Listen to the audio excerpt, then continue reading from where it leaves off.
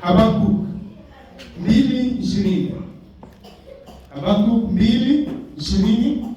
Nisome fungu kutoka kwa Ellen G. White, ndiposa tuingie katika fungu kuu ambayo tunaweza kusomea. Habakuk 2:20. Says, But the Lord is in his holy temple. but the Lord is in his holy temple. Let all the earth keep silence. Let all the heart keep Silence. rudia. Hawajasikia. But the Lord is in his holy temple. Let all the earth keep silence before him. Let all the earth keep silent before him. Kitabu ni Great Controversy, page 299, The Snares of the Satan. The Snares of the Satan, page 299. Allow me to find that page so that we can go together. I want to have a quote from that page, 299, the snares, 278, the snares of Satan, 278, snares of Satan, the Great Controversy. The Great Controversy, it reads, sijui kama kutakuwa na mkalimani, yasoma ya kwamba the scriptures declare upon one occasion when the angels of God came to present themselves before the Lord, Satan came also among them. That is in the book of Job, chapter 1, verse 6. Not to bow before the eternal King, but to further his own malicious desires against the righteous, and with the same object he is in attendance. He is in attendance when men assemble for the worship of God. Though hidden from sight, he skillfully he is working with all diligence to control the minds of the worshipper. Like a skillful general, he lays his plans beforehand as he sees the messenger of God searching the scripture. Hapo sawa. So itachukua muda mchache sana, watoto tutulie na tusikize neno. Watoto tutulie tusikize neno. Habakkuk says, let's all be silent. Let's all be silent.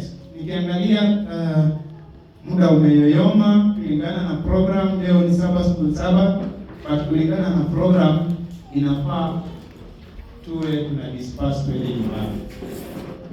Wangapi wanasema tumehubiriwa ya kutosha? Tuombe na tuende nyumbani. Niweze kuona kwa mkono. Wale ambao wanasema tumehubiriwa ya kutosha, saa imeisha, tuende nyumbani, tuombewe tuende nyumbani. Wangapi wako na ulcers, wameanza kuishi njaa? Asante. Nitatumia fursa mchache sana niweze kuwapea ujumbe wa siku ya leo. Nitachukua fursa mchache sana kwa wale ambao wanahitaji neno, na nitachukua muda mrefu sana kwa wale ambao hawahitaji neno. Kifungu ambayo tulisomewa, naomba msomaji kwa haraka sana lugha ya Kiswahili niweze kusomewa. Nitatumia lugha zote mbili kadri Mungu ataweza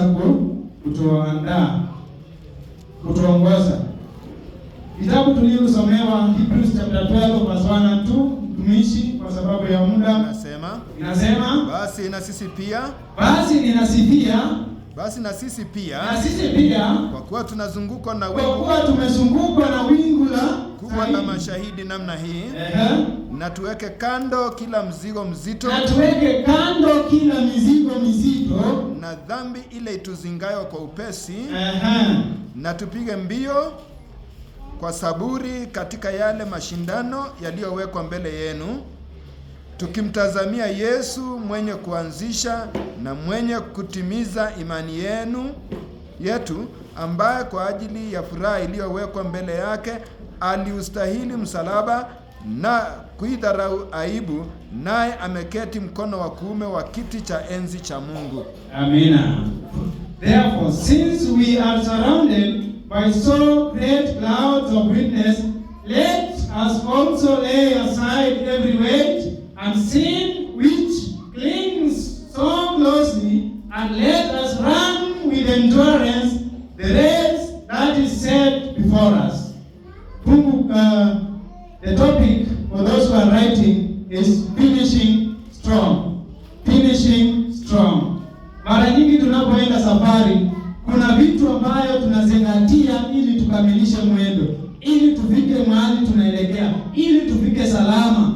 Ndiposa leo tunaambiwa hiyo vitu ambayo tunaandaa ili tufike salama. Unapoendesha gari barabarani, kama kuna gari mbele yako imeindicate kuingia left, lazima slow down. Usipo slow down hautafika safari ambapo unaenda. Kama kuna bodaboda iko mbele yako imeindicate anaingia right, lazima uslow down ili uweze nini, umpishe awafanye nini, aweze kuingia mahali anaenda, ndiposa uende na safari yako.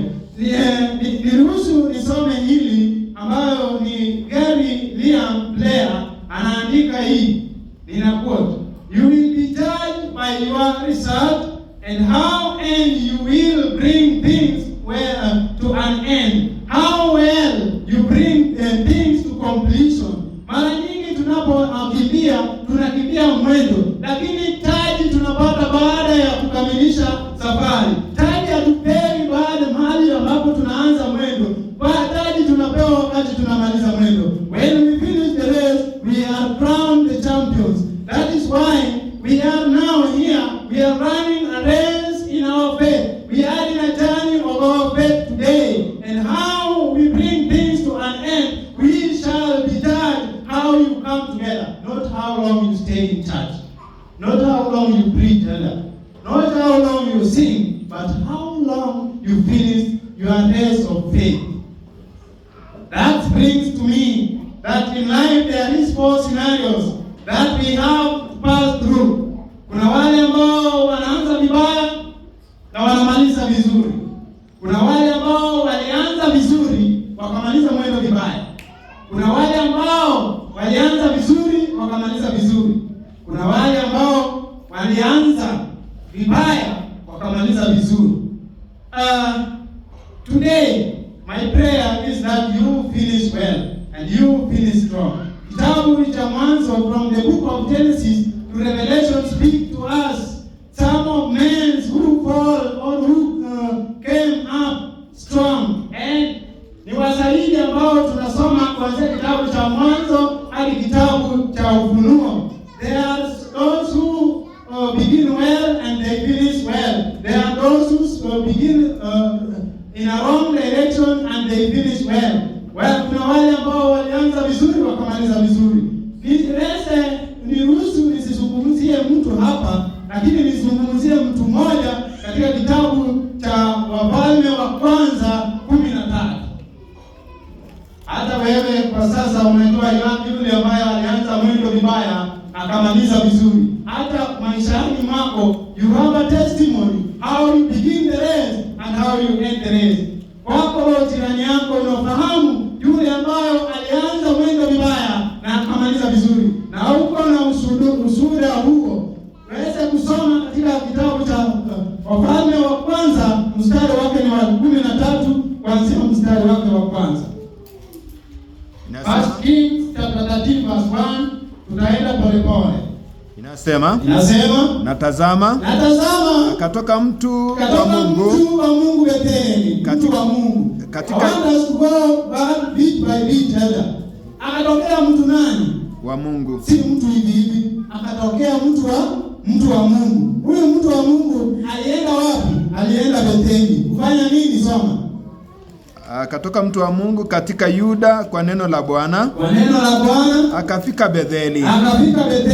Na Yeroboamu alikuwa akisimama penye madhabahu akifukiza uvumba. Kwa ufupi, huyu mtu wa Mungu alitumwa aende Betheli kukemea uovu ambao ilikuwa inaendelea wapi? Betheli, ambao ilikuwa inafanywa na King Yeroboamu. Baada ya kufika hapo, akafanya nini? Akakemea uovu. Lakini tunaambiwa alikuwa ni mtu wa nani? Mtu wa Mungu. Kuna tofauti kati ya wa Mungu. Haya, mtu wa Mungu akafanya nini? Verse 2. Basi mtu huyo akapiga kelele juu ya madhabahu, kwa neno la Bwana akisema, akifanya nini? Akisema, madhabahu, Bwana asema hivi. Bwana asema nini? Angalia, mtoto atazaliwa katika nyumba ya Daudi. Kimbia verse 3. 3 inasema, akatoa ishara siku ile akasema, hii ndiyo ishara aliyoinena Bwana, tazama. Kuna jambo nataka niende kwa haraka sana. Ikawa mfalme Yeroboamu aliposikia maneno, baada ya kufukisha uvumbi ama kukemea uovu uliokuwa unaenezwa na yule mfalme Yeroboamu alikasirika na kusema nini? Ikawa mfalme Yeroboamu alipoyasikia maneno ya yule mtu wa Mungu. Baada ya kusikia maneno ya yule mtu wa Mungu ambaye Mungu alinena naye, akafanya nini? Alipopiga makelele juu ya madhabahu huko Betheli, akainyosha mkono wake, akasema, mkamateni. Pale madhabahuni akasema, mkamateni. Basi ule mkono wake ukafanya nini? Alionyosha ukakatika. English inasema nini? Withered. The hands withered. Baada ya kukemea uovu, King Yeroboam alikasirika, akanyosha mkono akasema, mkamateni. Mkamate mtu wa nani? Mtu wa Mungu. Lakini mkono ulikauka au kurudi tena. Kinachonifurahisha na huyu mfalme, baada ya mkono kukauka, baada ya yule mkono kubaki pale, alijua kwamba hataendelea kuwa mfalme, atatolewa. Akagundua kitu kimoja, kwamba vile hii mkono wangu imekauka si ugonjwa, vile hii mkono wangu imekauka si uchawi. Ni nini? Ni neno la Mungu. Akamwambia mtu wa Mungu kwamba msihi sasa huyo Mungu wako ili aweze kumfanya nini? Ni verse 5 ama verse 6. Msihi kwa sasa huyo Mungu wako ili aweze kufanya nini? Aweze kunijibu. Aligundua kwamba kuna mtu ambaye anaishi, ambaye alifanya mkono wake ifanye nini? Kauke. Verse 6 inasemaje? Mfalme akajibu akamwambia yule mtu wa Mungu, umsihi sasa Bwana, Bwana Mungu wako, ukaniombee ili nirudishie mkono wangu tena. Yule mtu wa Mungu alifanya nini? Akamwomba Bwana, mkono wa mfalme ukarudishwa tena, ukawa kama ulivyokuwa mwanzo. Aenda akikuja kukudai pesa yake ya ile kazi alifanya, unaweza nyosha mkono. Lakini akisimama hapa kuita mkutano wa Mungu, achana na mtu wa Mungu. Usifanye nini? Usimnyoshe mtu wa Mungu kidole. Enda kebasa akikuja kudai pesa zake, hiyo naye mtaweza zungumza na mnyoosha na mkono. Lakini akisimama ama aite mkutano kwa jina la Mungu, usifanye nini? Usinyoshe kidole. Kuna baadhi ya watu ambao uchumi wao umekauka kwa sababu walinyosha mkono katika kidole, walinyosha kidole yao kwa mtu wa Mungu. Kuna baadhi ya vijana walinyosha mkono kwa watu wa Mungu because the man of God does not make sense when he says that you be decent. Watu walinyosha mkono yao ama uchumi yao ili katika mambo yao haiendi sambamba kwa sababu walinyosha mkono. Lakini kinachomfurahisha, spiritual problems are being solved with spirituality. Yule mfalme alijua kwamba ili mkono yangu ikauke vile imekauka, haikuwa ni physiotherapy or cardio or some medicine that I took, but it was spiritualism. Pana jidai, jua mahali shida yako ilianza. Kama uko na shida nyumbani, jua mahali shida yako imeanza. Kuna baadhi ya wamama hapa wanapitia changamoto kwa sababu walinyosha mkono na walijua hii changamoto yenye ninapitia, uhusiano yangu na Mungu imeharibika. Haihitaji some medication, inahitaji maombi. Kabla uende kwa elda useme enda uniombee. Angalia uhusiano wako na Mungu wako. Yule mfalme alijua hii yenye mkono imekaa si uchawi, ni neno la Mungu. Then spiritual things are being solved spiritually. So kama una jambo unajua. Verse 7 inasema nini? Mfalme akamwambia mtu wa Mungu, karibu nyumbani kwangu, ujiburudisha nami nitakupa adhabu. Baada ya kumsihi Mungu aweze kumrudishia mkono, alifanya nini? Mfalme akamwambia karibu nyumbani, sasa tuende kujiburudisha. Lakini yule aliambiwa, unapoenda kuna masharti ambayo lazima ufuate. Unapoenda kuna masharti lazima uzingatie. Ndiposa baada ya hapa tutapata masomo matano ili tuweze kumaliza vizuri mwendo yetu ya imani. Yule mfalme alimwambia karibu kwangu nyumbani, twende tukaburudishe. Lakini mtu wa Mungu alisema nini? Mtu wa Mungu akamwambia mfalme, japo nipa nusu ya mali yako, nusu ya nyumba yako, sitaingia pamoja nawe, wala sitakula chakula, wala sitakunywa maji mahali hapa. Pale. Vitu vinne aliambiwa. Asile, asikule, na asifanye nini? Asikunywe maji. Verse 8. Verse 9. Maana ndivyo nilivyoagizwa kwa neno la Bwana kusema, usile chakula chochote, wala usinywe maji, wala usirudi katika njia uliyoiendea. Basi akaenda zake kwa njia nyingine, wala hakurudi kwa njia ile aliyoijia Betheli. Asante. Alienda kwa njia nyingine, wala hakuenda kwa njia aliyoingia nayo Betheli. Ukitaka kuweza mwanamume ni kumfanyia nini dada Paul? Chakula. Kumbe hii chakula, kuna mambo kwa chakula. Lakini alienda katika sauti ya Bwana, alimwambia usikunywe katika ile nchi, wala usirudi katika njia uliyoenda nayo, wala usikae wapi katika hiyo nchi. Verse 10. Nimefika 11. Basi nabii mmoja mzee, kuna shida. Nabii mmoja mzee akafanya nini? Alikuwa akikaa katika Betheli, na wanawe wakamwendea wakamwambia kila neno alilotenda yule mtu wa Mungu. Walimwambia habari ya yule mtu wa Mungu. Kumbe hizi habari tunapohubiri hapa zinarudi nyumbani, ambapo wale ambao hawakufika kanisani wanapata habari hii. Hata hii ya leo itafikia mtu mwingine mahali yule ambaye hajakuja leo. Kumbe mahubiri hizi zinafika hata wale ambao hawajafika wakafanya nini? Wakafanya. Sasa wale wanao wawili wa yule nabii alienda akawaambia habari ya yule mtu wa Mungu yule ambaye alikemea uovu katika nchi ya Betheli, lakini akawauliza wanawe, amekwenda zake? Baada ya kuuliza hivyo, nabii alitoka akienda. Biblia inaangazia nabii huyu kama nabii mzee. It might not recognize him by the age that he is old, but it recognizes that before he came a prophet, alikuwa anaongozwa na the Spirit of the Lord. Now the Spirit of the Lord has departed him. The Bible recognizes him as an old prophet. Nabii mzee akafanya nini? Soma Elda. Siku ile katika Betheli na maneno aliyomwambia mfalme, hayo yote aliwaambia baba yao. Hayo yote aliambia wale wanao, wakamwambia baba yao akawaambia, amekwenda zake kwa njia hii.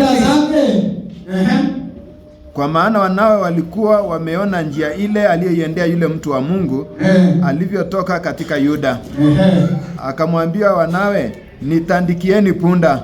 Wakamtandikia punda, naye akampanda. Wakamtandikia punda akapanda, ili aweze kukutana na yule nani? Mtu wa Mungu. Huyu nabii mzee leo Biblia inamwangazia kama nabii mzee, kwa sababu roho wa Mungu ilimwacha. Alikwenda kukutana na yule mtu wa Mungu, alikwenda zake. Wakati alikwenda kukutana na mtu wa Mungu, alipata mtu wa Mungu anatembea ama Betheli. Sijui ni verse 11 ama verse 13 ama 14. Verse 14 Verse 14 inasema aje? Akamfuata mtu wa Mungu. Akamfuata mtu wa Mungu. Akamkuta ameketi chini ya akamkuta mtu wa Mungu ameketi chini ya mwaloni. Chini ya mwaloni. Akamwambia, je, wewe ndiwe yule mtu wa Mungu aliyetoka katika Yuda? Wewe ndio mtu wa Mungu. Kwanza alimfuata mtu wa Mungu. Na Biblia inasema mtu wa Mungu aliambiwa enenda katika Betheli, usikule wala usikunywe, usifuate njia uliyoenda nayo, usikae katika ile nchi. Lakini nabii wa Mungu yule the old prophet alipomfuata alikuta amekaa katika ile nchi, kumaanisha alikaidi amri za Mungu kutoka katika ile nchi. Nabii wa Mungu akamwambia, je, wewe ndio nabii uliotoka katika nchi ya Yuda? Akamwambia ndio. Akasema mimi ndiye. Mimi ndiye. Akamwambia, karibu kwangu nyumbani ule chakula. Naye akamwambia, siwezi kurudi nyuma pamoja nawe, wala kuingia pamoja nawe, wala sili chakula, wala sinywi maji, pamoja nawe hapa.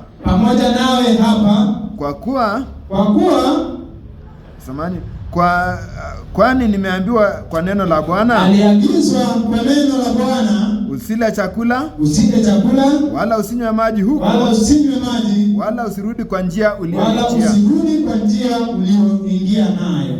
Yule nabii mzee akamwambia nini? Akamwambia, mimi nami ni nabii kama wewe.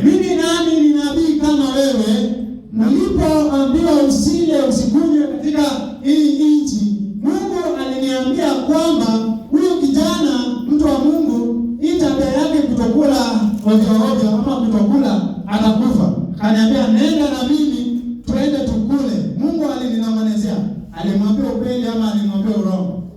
Alimwambia urongo, kwa sababu aliambiwa asile wala asikunywe maji katika ile nchi. Nabii mzee akamsia, akamfanya nini? Akamwambia, mimi ni nabii kama wewe. Na malaika akaniambia kwa neno la Bwana. Kusema, mrudishe pamoja nawe nyumbani kwako. Ale chakula akanywe maji, lakini alisema uongo. Leo hii kuna wadi ambao ni nabii mzee kanisani, wamegonga vichwa vya vijana, wamefanya mpaka matoleo imerudi chini, wamegonga mpaka wanakwaya. Nabii mzee atakukujia wakati umefika mwisho na kunong'onezea kwamba hii shida unapitia nimeambiwa na Mungu kika utafaulu. Nabii mzee imechanganya kanisa la Mungu siku hizi. Kuna baadhi ya vijana wanalia kwa sababu ya nabii mzee. Kuna baadhi ya wamama wanalia kwa sababu ya nabii mzee. Kuna baadhi ambao walitolewa kwa uongozi wa kanisa wakakuwa nabii mzee, naye wakakoroga kanisa mpaka saa leo hii kanisa ijieleweki kwa sababu ya nabii mzee. Kuna wale ambao wanalia machungu kwa sababu ya nabii mzee. Nabii mzee hata kukujia wakati unaishi vizuri, dada Ben, atakukujia wakati uko na shida na kukuambia maneno matamu ambayo ni maovu. Maneno yao ni matamu ya kusikiza, lakini mwisho yake ni mauti. Baada ya kumnong'onezea mtu wa Mungu alisema, kama uliambiwa na Mungu na wewe ni nabii kama mimi, nitarudi na wewe. Baadaye wakarudi na yule nabii mzee wakakula. Alipokuja baada ya kukula hiyo katika Jameson, akakutana na simba akakuliwa. Kuna baadhi ambao baada ya kuuliwa watu walipita wakitazama mwili wake, wakajiuliza, je, huyu ni mtu wa Mungu aliyokemea uovu kule Betheli? Leo hii amelala chini, leo hii watu wanamtekelea, leo hii watu wanamwangalia akianguka. Wakati utarudi na kukula katika nchi ambayo tuliambiwa tusikule, ilo mwisho wa maisha yetu.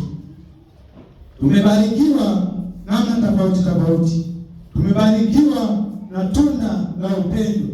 Naongea na wamama na wanaume walio hapa. Unapobarikiwa na tunda la upendo, unapotoka kwenda semina, usirudi kukula katika nchi uliokataliwa. Ngoja uende kule nyumbani. Nabii mtu wa Mungu aliambiwa aende kule nyumbani. Baada ya kurudi kukula, alikufa. Verse 22. Nabii mtumishi soma. Mahali ambapo aliuliwa na simba. Na watu walipita wakimtegelea. Baada ya hapo, yule nabii mzee alienda akachukua mwili wake na kumwona mwili wake. Alikuwa na mwili wake, lakini alikuwa anacheka kwa sababu alitimiza ahadi ya uovu ya mwovu Shetani.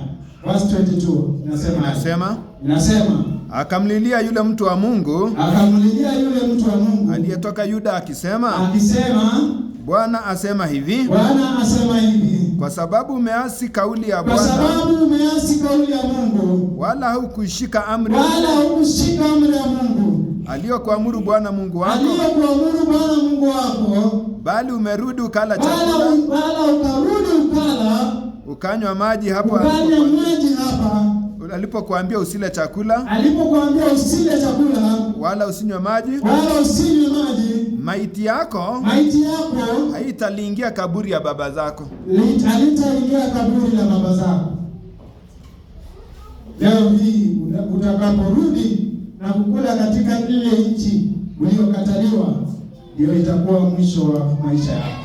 Yule nabii mzee, watu walipita wakimcheka. Huyu ndio nabii alikemea uovu, leo hii amekufa. Huyu ndio nabii aliyekemea yule mfalme, leo hii amekufa. Enda nawaambia, siku ambayo tutarudi kama wana wa Mungu na kurudi katika anasa za dunia na kukula katika nchi za anasa na kutenda uovu ambao Mungu wetu alituambia tusifanye, ndiyo siku hiyo maiti yetu itaokotwa na wale. Yule nabii mzee alicheka kwa sababu alijua ya kwamba aliambiwa asikunywe katika hii nchi, lakini alitii, alikaidi amri za Mungu na kwenda na kukula katika ile nchi za aliyoambiwa asikule. Kwa sababu ya muda nitawapa somo 4 ambayo inatokea katika kitabu cha First King chapter 13 verse 1 to 22. Kama unaandika utaandika haya, ili tuweze kumaliza mwendo vizuri, ili tuweze kukamilisha mwendo, lazima tuzingatie haya mafundisho 4. Ya kwanza, fuata sauti ya Mungu. Go by the will of the Lord. When God says go around the walls of Jerusalem 7 times, hapana uliza the scientific beyond going around the walls of Jerusalem 7 times. Just tii sauti ya Mungu. Na unapotii sauti ya Mungu, Mungu atakupea nguvu. Yule mtu wa Mungu alikuwa na uwezo wa kuenda na katika amri za Mungu kadri alivyoagizwa. Nenda fuata sauti ya Mungu. Go by the wills of the Lord. Ukiambiwa usisuke nywele, don't ask the reason behind it. Usiambiwa usivae longi kama mwanamke, usiulize ni kwa nini. Sina sitiri uchi yangu. Fuata sauti ya Mungu. Usikiambiwa kijana, usienda pale, usiende hapo. Usiulize the scientific beyond going that place. Tii sauti ya Mungu, kwa sababu utakapoenda kinyume na sauti ya Mungu, hakika utakufa. Nisema ya kwanza, go by the will of the Lord. Watoto wetu tukiambiwa usiende ama usifungue hiyo boksi, usifungue, fuata sauti ya Mungu. Tutakapofuata sauti ya Mungu, tutaenda na tukumaliza mwendo vizuri. Mwendo wetu wa imani utakumbwa na changamoto mingi, lakini tunapofuata sauti ya Mungu, tutatii, tutafika salama. Tunapofuata sauti ya Mungu, tutavuka salama. Wenda ni changamoto ya maisha, unakosa fedha, lakini unapotii sauti ya Mungu, utabarikiwa. Huenda ni magonjwa ambayo tunapitia siku ya leo, lakini fuata sauti ya Mungu. Asiseme usiende kwa waganga, siende kwa waganga. Dada Pauline, labda umekumbwa na ugonjwa miaka nenda miaka rudi, umeombewa katika ugonjwa huu haukomi. Nabii mzee atakuja kwako na kuambia, unaona hii ugonjwa yako fulani ndio alikuendea kwa waganga. Tuende kwa mganga fulani na ujua ili arudishe afya yako. Utii sauti ya Mungu. Baki na ugonjwa yako na hakika utapona. Ya pili, beware of old prophet. The old prophet was not old by age, but the Bible addresses the expiry date before he was a man of God, but the Holy Spirit departed from him.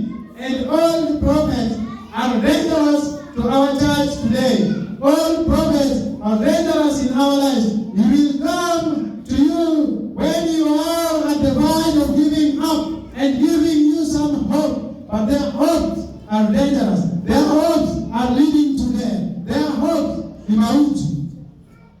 Beware of old prophets.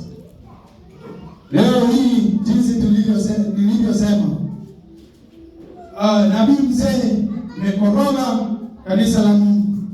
Amekoroga vijana, amekoroga wamama, amekoroga wazee. Hata maendeleo kanisani haiendelei kwa sababu ya nabii mzee. Anagonga vichwa ya watu wa Mungu na kucheka baada ya watu wa Mungu kukufa. Anacheka akisema, ulikaidi amri za Mungu. Leo hii utazikwa katika kaburi za babu zako. Utazikwa katika kaburi la baba zangu. Shetani anapogonga vichwa ya watu wa Kristo na kukufa kiolela ama kukufa watu wa Mungu wanapokufa, Shetani anacheka akisema, leo hii hautaingia mbinguni, lakini utaingia katika jehanamu, moto unaowaka.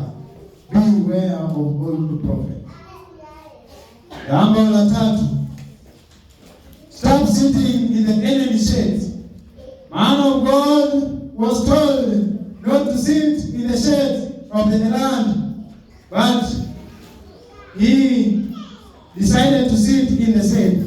Alipokuwa akifuatwa na nabii mzee, kadri angejikakamua na avuke ng'ambo, angekaa nabii mzee angempata.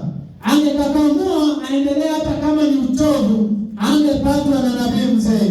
Kwa sababu aliamua kukaa katika kivuli cha adui, alipatwa na nabii mzee, akamgonga kichwa, akakufa. Stop sitting in the enemy's shade. I'm just addressing with the world today. Enemy shades might seem to be good, but mwisho yake ni mauti. The enemy shades might be better than this church of God today, but mwisho yake ni mauti. Alipokaa katika kivuli katika nchi alipatwa na nabii mzee, ndio mwisho yake akapatikana. Stop sitting in the enemy shade. I'm just talking, kuna wale ambao wamezama katika kivuli cha adui. Simu zako wanapiga picha na kupost, wanaambiwa ni mama mzee ana approach 50-60 years, anapiga picha. Kitambo Eliza, tulipokuwa tukipiga picha, ulikuwa una face picha na ulikuwa una smile na picha unacheka. Leo hii wamama wanapiga picha wakiinua mkono na kuonyesha sehemu ambayo haionyeshi na kupost Facebook, na watu wanakomenti, you are so cute. Mtu anakutusi, wewe ni msherati, wewe unacheka na wewe asante. Anakuambia wewe ni msherati na unakubali wewe asante. Stop sitting in the enemy seat. Kivuli cha adui. Leo hii wamama wameangalia TikTok imeingia. Kila kitu ambacho unaangalia wanaume hawasomi neno, wanafanya nini? The devil has devised a method. Jinsi tulivyoambiwa katika Great Controversy, the snares of Satan. He deploys other methods. He is among us in attendance, but in hidden, and is laying his foundation like skillful general just to deceive the people.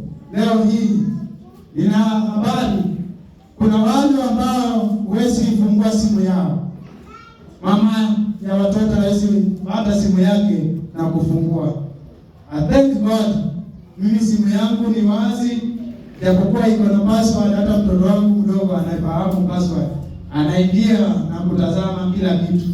Leo hii kuna wanaume ambao mama wakishika simu yao ndoa inaharibika, kwa sababu yale ambayo wameweka katika simu hizo ni kivuli cha adui. It delays you so that you might be captured by the old prophet. Kivuli cha adui inakusubaisha ili upatikane na yule mwovu shetani, ili usipike katika ile nchi ya ahadi. Kuna pastor ambaye alikuwa anatuhadithia kule kwetu ni kiangazi sana, kama wakati kama huu ni kiangazi sana. Kuna mwanamume mwingine alimwambia bibi yake, unapoenda safari, ukivuka mtoni, kuna mti ambayo iko na kivuli kizuri, usikae katika ile kivuli. Kuna mwenda wazimu, ukikaa katika hiyo kivuli atakuchapa. Yule mama akatembea some good kilometers. Baada ya kuvuka mtoni, saa 7 ya mchana jua inachoma, akasema nimechoka. Akaangalia, akaona kuna mwenda wazimu. Just only a person, a young boy who dressed well like me, alikuwa around akizorora. Akakaa, mama akaamua kukaa. Baada ya kupunga hewa na uchovu kuisha, akauliza yule kijana anakuuliza, huyo pastor alikuwa anamwambia, kijana, tunakuuliza, tunaambiwa katika hii kivuli kuna mwenda wazimu ambaye anachapa watu. Leo hii hayuko. Yule kijana hakujibu. Alitoa kiboko yake ndani ya koti na kuchapa yule mama kilomita 100 meters. Ruthless killing, akimchapa, akimsindikiza. Hakujua kumbe yule mwenda wazimu ni huyo kijana. Alivyouliza, yule kijana alitoa kiboko na kumchapa. Leo hii kuna wanaume ambao wanajikuna kwa sababu walikaa katika kivuli ya adui, wakachapa kichapo cha umbwa kwa sababu walikaa katika kivuli ya adui. Kuna baadhi ya wamama hapa wakienda kuoga wanalia kwa sababu walipata kichapo kwa sababu ya kukaa katika kivuli ya adui. Kuna vijana ambao wanalia leo hii kwa sababu walipata kichapo na yule mwenda wazimu. Do not sit in the enemy's shade. Number 1 nilisema go by the will of the Lord. Number 2 nikasema beware of all prophets. Number 3 nikasema stop sitting in the enemy's shade. Ndiposa nikasema ya 4, do not eat or drink in the stray land. Do not eat or drink in the stray land. Unapokula na kunywa katika ile nchi ambayo tumekadaliwa, ni mwisho wa mauti, ni mauti ya maisha. Wana wa Mungu walipokuwa wanaenda destroy Sodom and Gomorrah, walipoingia katika nyumba ya Abraham, ama anaitwa nani, akaandaliwa chakula, wakasema sili zote. Kumbe ukitaka kuweza mwanamume, muandalie chakula. Ukitaka kuweza mwanamume, tumbo lazima ifanye nini? Baada ya kushiba, hata ile pesa utatoa. Wanaume sisi, baada ya tumbo kushiba, hata ile pesa ya nguo tulikataa kutoa, tutaropokwa na kusema kuangalia kwa hiyo account ile kilichobaki hebu shore ile nguo. Kumbe ukitaka kuweza mwanamume, muandalie chakula. Wewe aliwezwa kwa sababu ya chakula. Mtu wa Mungu aliwezwa kwa sababu ya kurudi kukula. Usikunywe katika ile nchi ile nchi ambayo tumekatazwa. Do not eat or drink in a stray land. Wait until you eat at home. Whoever enters into adulterers, even if he walks, is a dead. Paul writes that. If you entered into adulterers, even if you are walking, you are as well as dead. You go back home and eat at home. Umebarikiwa na tunda la upendo. Nenda nyumbani, ukala nyumbani. Enda ukienda semina Kisumu, usiseme hapa sionekani. Waanze kukula tunda la upendo. Rudi ukule wapi? Rudi ukule nyumbani. Mama Pes, ukienda semina, usiseme hapa sionekani, sijulikani hapa. Waanze kustarehe na kukula tunda la upendo. Rudi kule nyumbani. And that simply says that go and eat at home. Jambo la pili, tunapoimba wimbo tulioimba, nimemaliza. Jambo la mwisho, change strategy. Do not use the same way you use. Change the strategy. Mtu wa Mungu aliambiwa usirudi katika ile njia alivyoingia nayo ile nchi. Fuata njia nyingine. Kama uliingia na hii mlango, usirudi urudi na hii mlango. Tokelezea hii mlango nyingine. I love wale ambao walibuni simu. Kwa sababu kuna uninstall na kuna kuinstall. Ukiinstall app ambayo inakupeleka maovuni, uninstall. Kuna vitu ambayo tumeinstall kama wanadamu ambayo inatukula maishani mwetu. Just uninstall. Change strategy. Change strategy. Kama kuna kitu ambayo uliinstall mwaka jana kwa maisha yako na unaona yenyewe hii kitu inaniletea dhambi, hii kitu inanizuia kuona Mungu, hii kitu inaharibu familia yangu, hii kitu inaharibu ndoa yangu, hii kitu inanifanya nisisome, uninstall. Uninstall things that makes you not to see the kingdom of heaven. Uninstall. Change strategy. Leo hii kuna hii app ya Tuko ambayo inakupea news before they become news. Na ubaya wa Tuko inakuambia news ambayo hata huko unajisikia kusikia. Ukisikia handshake kati ya Raila na Ruto na usikie mwanamume apatikane ndani ya shamba la mahindi akikula tunda la upendo, ni gani utafungua ya kwanza? Ni gani utafungua ya kwanza? Ya shambani. Hii ni shambani.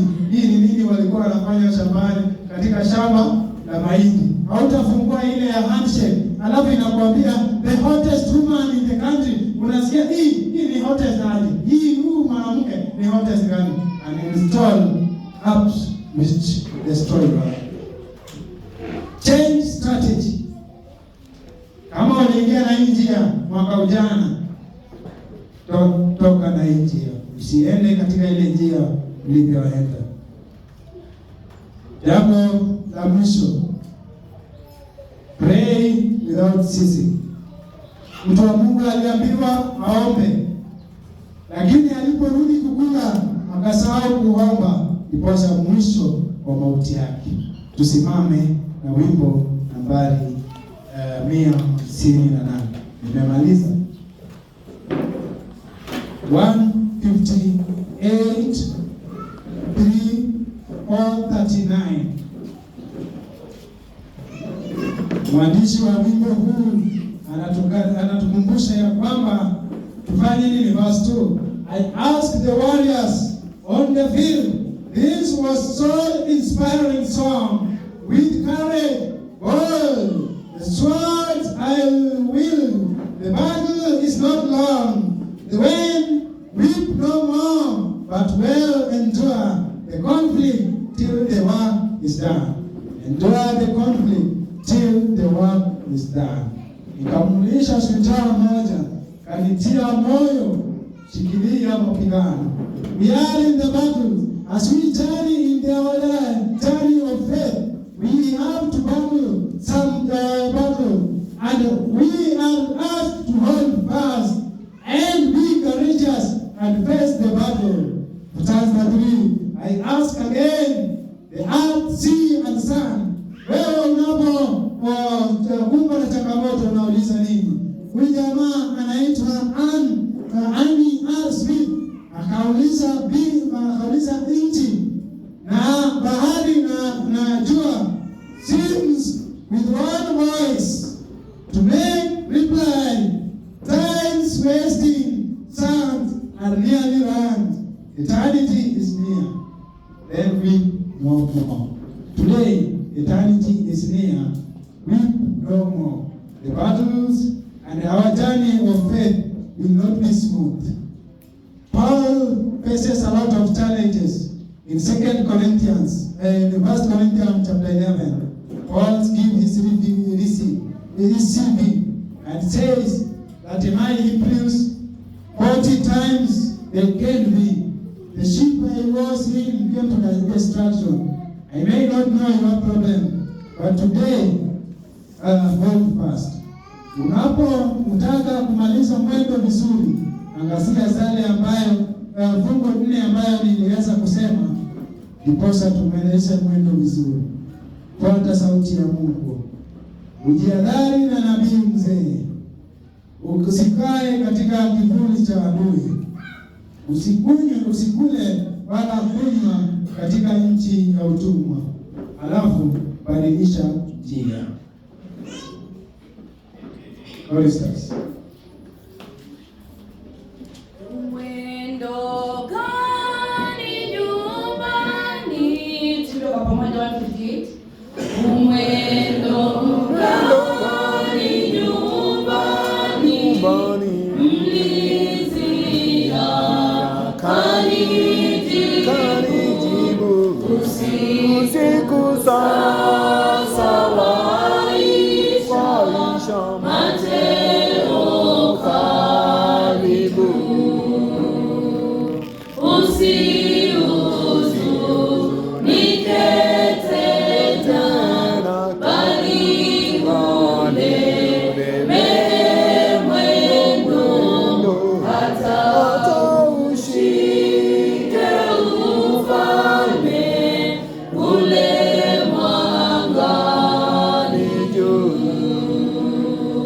Na tena niliuliza nchi yote ikajibu. Sasa watimika milele karibu. Usiuzunike tena, ishara uzasonga nami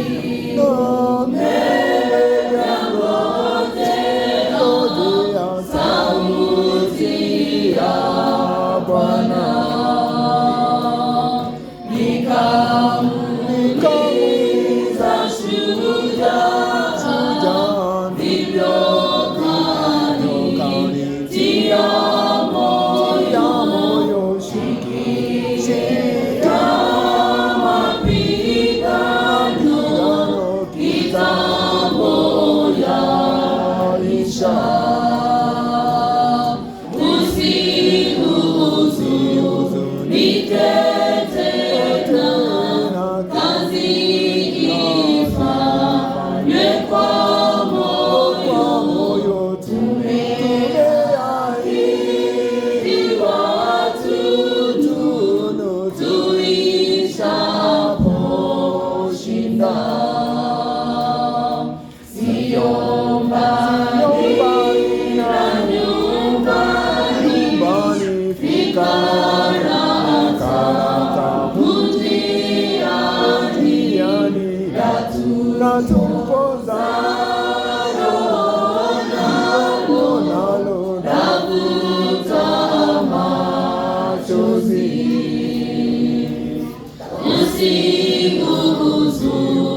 Usiuzunike tena, kitambo tutakutana wenye furaha kamili nyumbani mwa Baba. Kama ni ombi lako, Mungu akuongoze uweze kumaliza mwendo vizuri, ama kumaliza mwendo strong. Uweze kuomba. Wewe ndio unajua kwa nini uko na changamoto mbalimbali. Tutaomba kwa dakika moja silent prayers, then naomba Elder Kibasu akuje atumalizie kwa maombi. Ama wewe ndio unajua, labda ulirudi ukakaa katika kivuli cha adui, labda ulikula katika ile nchi ulivyoambiwa usikule, labda ulikaidi amri za Mungu. Jiombee, kwa sababu wewe ndio unajua. Yule mfalme alijua kwamba kukatubuka kwa mkono wake ni kwa sababu alikaidi ama alikemea mtu wa Mungu, ndiposa ikafanya mkono wake ikauke. Kama mtumi yako umekauka kwa sababu ulikaidi amri za Mungu ama ulinyosha kidole kwa mtu wa Mungu, tunaenda kwa kipindi cha maombi. Kwanza tutachukua dakika moja uweze kutuombea, alafu Ella atatumalizia kwa maombi.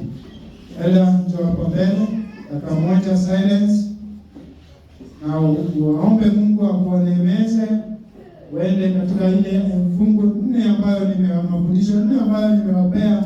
Mungu atuongoze tuende na tupige salama. Tuombe prayer, then Ella atatuongoza.